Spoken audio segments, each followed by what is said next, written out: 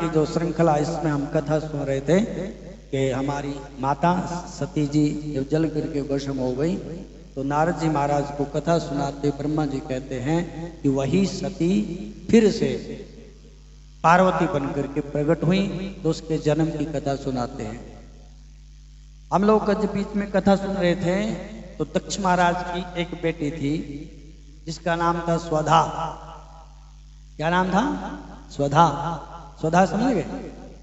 पितरों की धर्म पत्नी है स्वधा। जब हम कथा सुना रहे तो उन्होंने अपनी बेटियों का विवाह कश्यप ऋषि से किया या धर्म के साथ किया, चंद्रमा के साथ कर दिया। तो एक बेटी उन्होंने भगवान महादेव के साथ उनका ब्याह कर दिया, सती का। तो एक बिटिया थी जो उसका नाम था स्वाहा। स्वाहा का विवाह अग्नि देवता के साथ हुआ। हवन नहीं करते हैं आप लोग? हवन करते हैं तो उनकी धर्म पत्नी का नाम लेते हैं अग्नि देवता की। जब तक धर्म पत्नी का नाम नहीं लिया जाएगा, ठीक है, तब तक देवता लोग स्वीकार नहीं करते। बोलो जय सिया राम। भोजन कौन करवाता है? बढ़िया माता करवाती है ना? नहीं समझे? माता बहुत बढ़िया तरीके से भोजन करवाती है। तो जो अग्नि देवता है, जो उनकी धर्म पत्नी है स्वधा, स्वाहा, तो स्वाहा को हम माता के रूप में मानते हैं। तो जब तक अग्नि देवता की धर्म पत्नी यदि माता जी का नाम नहीं लिया जाएगा, तब तक देवताओं को उसको आहुति नहीं प्राप्त होगी। इसलिए जब अग्नि में हवन करते हैं तो स्वाहा बोलते हैं ना, अग्नये स्वाहा, सोमाय स्वाहा, चंद्रमसे स्वाहा, ऐसे देवताओं का नाम लेकर के बोलते हैं।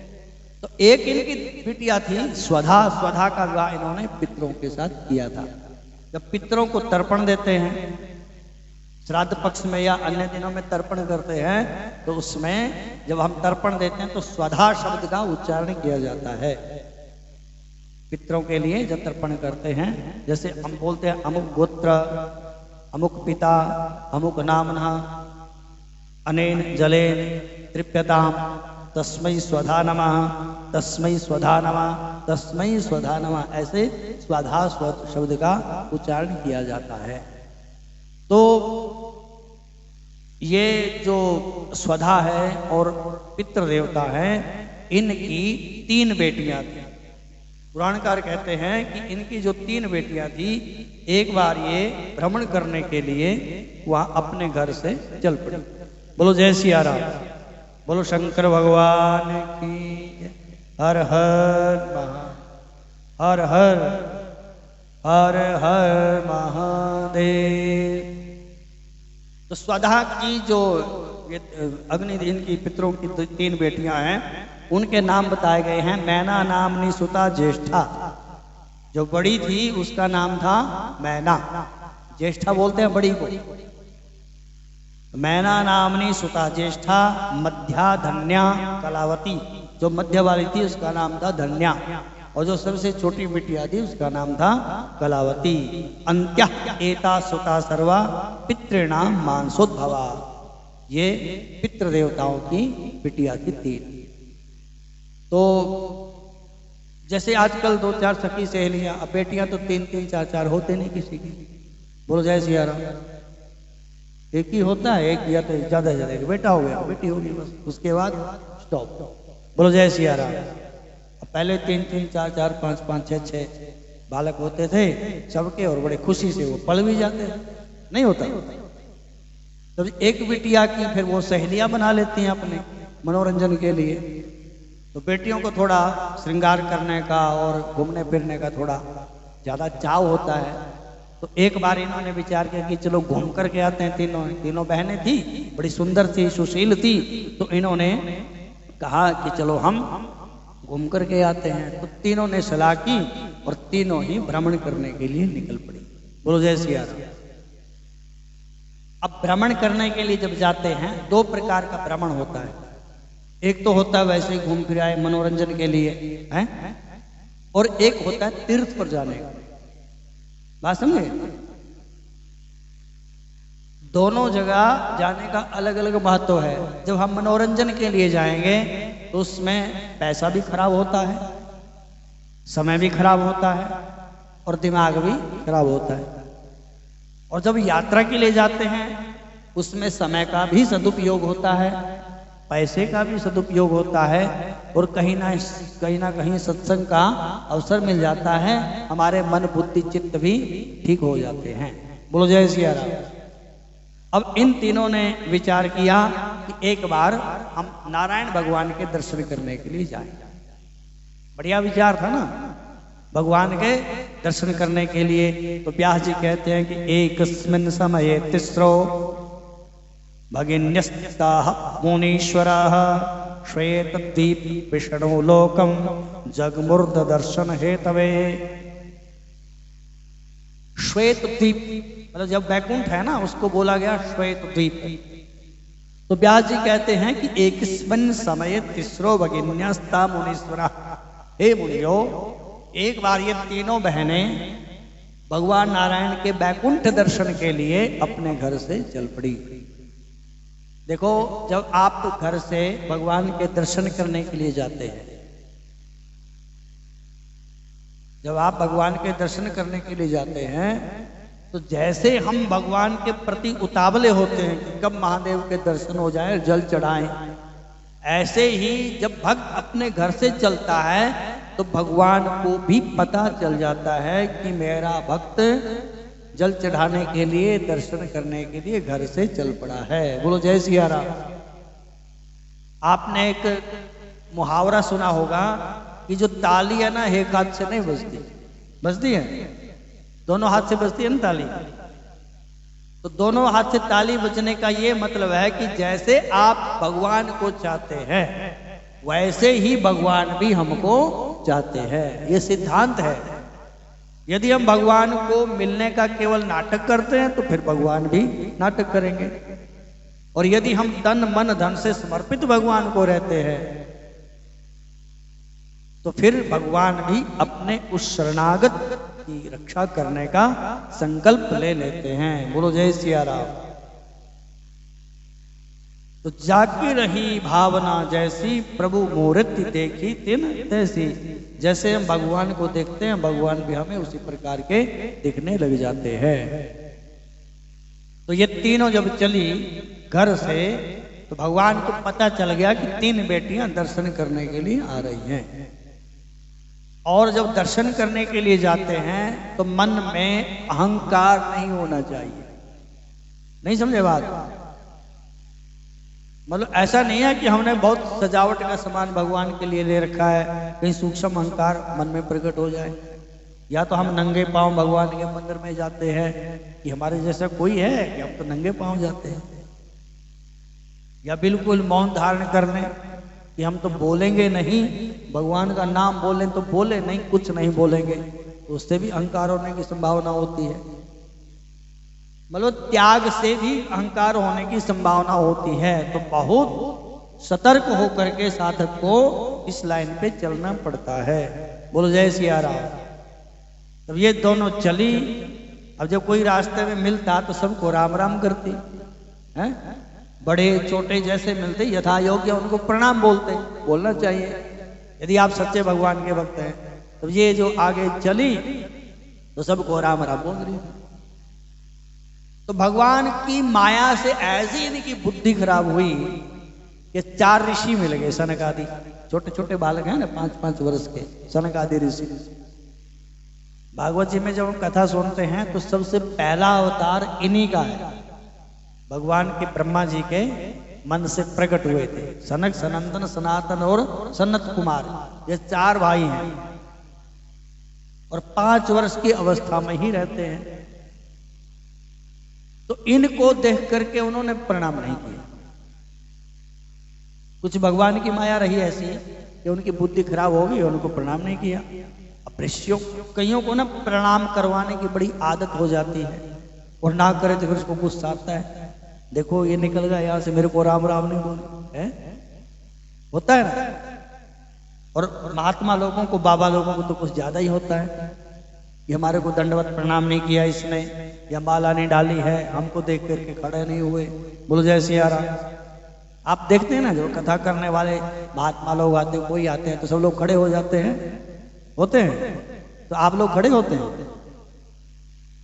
बोलो जय सिया राम। अरे जब हम आते हैं यहाँ पे कथा सुनाने के लिए आपको, हैं, अब पूरी तैयारी के साथ आते हैं, बढ़िया कथा सुनाते हैं। अब आपको अच्छी लगे ना लगे वो अलग बात है, भगवान को तो अच्छी लगती होगी, हम तो विश्वास है। तो जब कथावाचक गद्दी के ऊपर बैठता है तो खड़े होते हैं कि नहीं होते? बोलो। ये छोटे छोटे बच्चे भी जानते हैं कि जो स्कूल टीचर उसमें क्लास में एंट्री होती है उसकी, तो वो भी उनके स्वागत के लिए खड़े हो जाते हैं। बोलो जय सिया राम। है तो आप तो हमको समझते ही कुछ नहीं है, ये तो खेड़ा मंदिर वाले पंडित जी है बस। है अच्छा, कल करे सो आज कर, आज करे सो अब। बोलो जय सिया राम। अब जो सती जल करके मरी है उसमें कारण क्या था? उसमें कारण यही था कि महादेव खड़े नहीं हुए।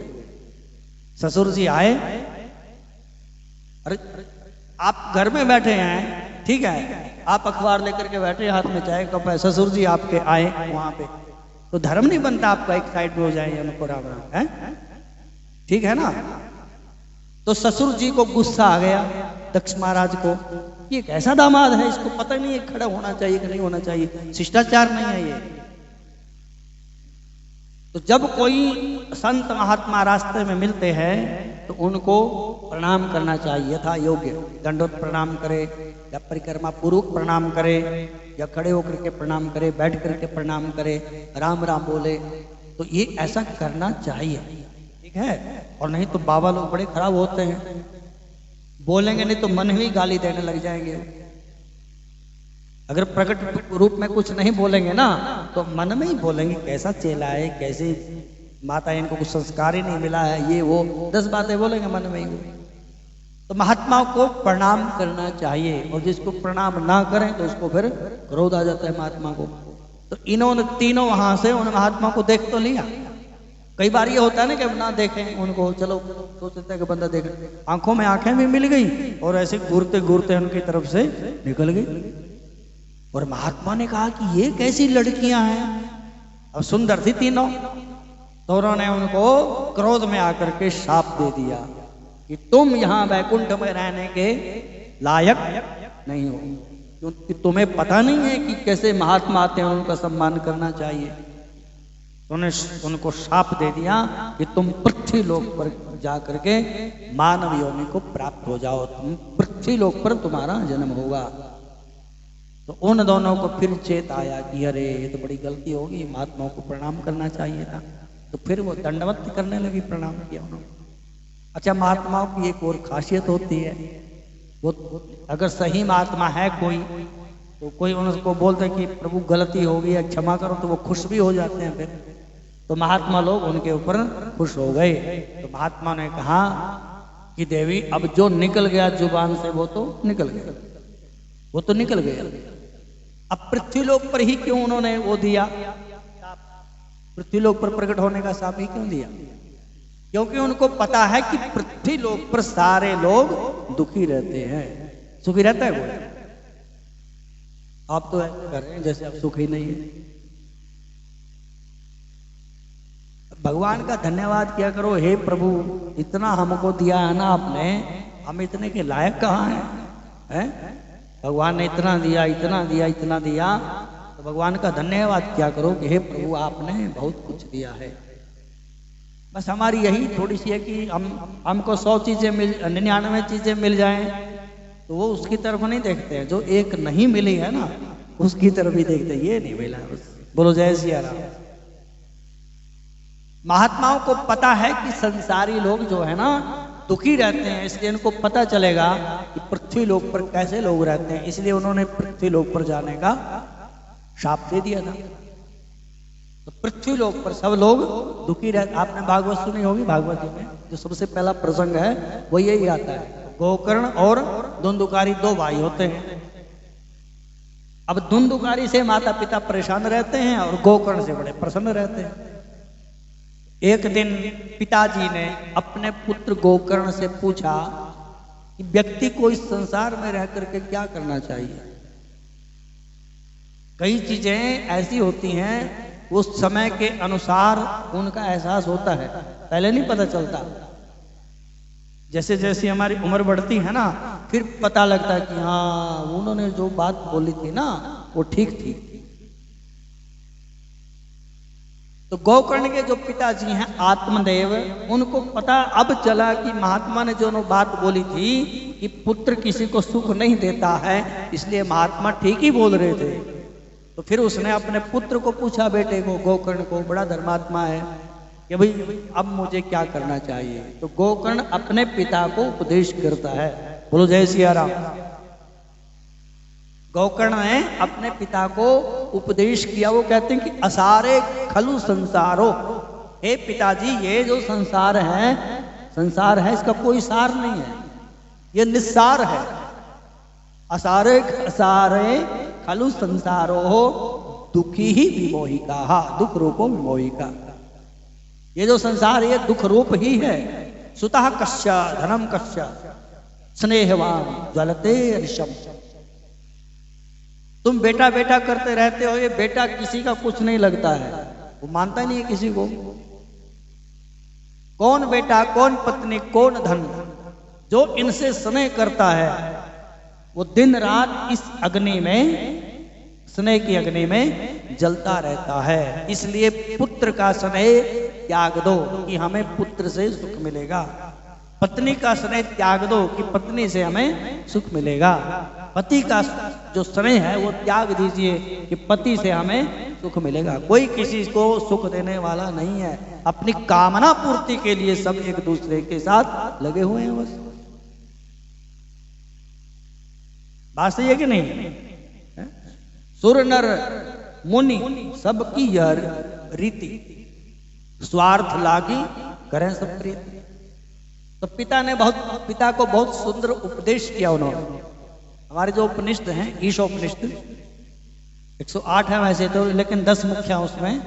एक उपनिषद है ईशोपनिषद, उसमें लिखा है कि ईशावास्यम इदम सर्वम यत् किंचित जगत्याम जगत तेन त्यक्तेन भुंजिथा मां गृधा कस्य स्विधनम। भगवान इस संसार के कण कण में व्याप्त हैं। बोलो जय सिया राम। हैं भगवान सब जगह। तो इस संसार में भगवान को सब जगह देखना चाहिए। और तेन त्यक्तेन भुंजिथा, और इस संसार में रहना है तो त्याग पूर्वक जीवन जीना चाहिए। त्याग की भावना अंदर से आनी चाहिए हमारे। क्योंकि इस संसार में जो धन है वो किसी का नहीं होता है, कभी किसी के पास होता है, कभी किसी के पास होता है। कस्य धनम, इस संसार में धन किसी का नहीं होता। त्याग पूर्वक जीवन जियो, ये मान के रखो कि एक दिन ये हमारे यहां से चला जाएगा। आता रहता है, जाता रहता है, ठीक रहता है। तो ज्यादा धन संपत्ति के चक्कर में ना पड़ करके, अब इसके बिना काम तो चलता नहीं है, ठीक है, इसके बिना काम नहीं चलेगा। लेकिन इसको सब कुछ नहीं मानना चाहिए। बस इसके अलावा भी कोई परम सत्ता है जो हमको ये बांटती है, जो देती है, वो भगवान है। इसलिए भगवान का धन्यवाद करना चाहिए। जो भगवान का भजन करता है वो तो सुखी रहता है, और जो भगवान का भजन नहीं करता तो उसको संसार के जितने भी पदार्थ दे दो, इंद्र का इंद्रलोक भी उसको दे दो, तब भी उसकी खोपड़ी भरने वाली नहीं है। बोलो जय सिया राम। और एक महात्मा भिक्षा के लिए चले, भिक्षा मांग रहे थे। भिक्षा मांगते मांगते सबके पास चले गए। उनका जो खप्पर था वो भरा ही नहीं। नारद मुनि के पास गए, महाराज आप ही भिक्षा। तो नारद ने कहा हमारे पास तो है ही कुछ नहीं, लेकिन बता देते हैं जो आपका खप्पर भर दे। बोले कहाँ जाए? बोले कुबेर के पास चले जाओ। वो चले कुबेर के पास, और कुबेर साहब को कहा कि आप भिक्षा दीजिए। तो उन्हें खप्पर में कुबेर ने अपनी सारी संपत्ति कहते डाल दी, फिर भी वो पात्र उसका भरा नहीं है। तो कुबेर ने कहा कि ऐसा क्या पात्र है? उसने दिखा क्या है ये? तो उसने देखा कि आदमी की खोपड़ी थी। बोलो जय सिया राम। तो आदमी की जो खोपड़ी है ना, वो कभी नहीं उसको कोई भर सकता, जितना मर्जी दे दो। इंद्र का इंद्रलोक, स्वर्ग भी मिल जाएगा, तब भी उसको कुछ ना कुछ इच्छा बनी रहेगी। इसलिए जो भगवान का भजन करता है, उसमें संतोष रखता है, तो वो तो सुखी रहेगा, अन्यथा इस संसार में किसी प्रकार का सुख नहीं है। इसलिए महात्मा ने उनको शाप दिया कि तुम पृथ्वी लोक पर जा करके जन्म लो। तो जब उन्होंने प्रणाम किया तो फिर महात्माओं को उनके ऊपर दया आ गई, तो फिर उन्होंने अपने शाप को थोड़ा उसमें बदल दिया, मतलब बदलाव कर दिया। तो फिर उन्होंने बदलाव कर दिया, बदलाव ये कर दिया, उन तीनों को ये आशीर्वाद दिया, प्रदान दे दिया कि आप एक जोन में से उन्हें कहा कि आप हिमाचल की बेटी मैना बनेगी और आपके घर में पार्वती प्रकट होगी। और एक को प्रदान दिया कि आप वृषभानु के यहाँ पे उनकी धर्म पत्नी बनेगी और आपके घर में राधा रानी प्रकट होगी। और जो तीसरी थी उनको कहा कि आप जनक के यहाँ उनकी धर्म पत्नी बनेगी, जनक की धर्म पत्नी बनेगी और आपके घर में सीता माता प्रकट होंगी। तो ये उनको शाप नहीं बल्कि उनको वरदान मिल गया कि जिनके घर में साक्षात लक्ष्मी प्रकट होंगी, पार्वती माता प्रकट होंगी, राधा रानी प्रकट होंगी। तो इस प्रकार से मैना जो बनी उनका विवाह राजा हिमाचल से हुआ और हिमाचल के यहाँ पर हमारी सती माता जो पूर्व जन्म की सती है वही पार्वती बन करके प्रकट हुई। बोलो जगदम्बा।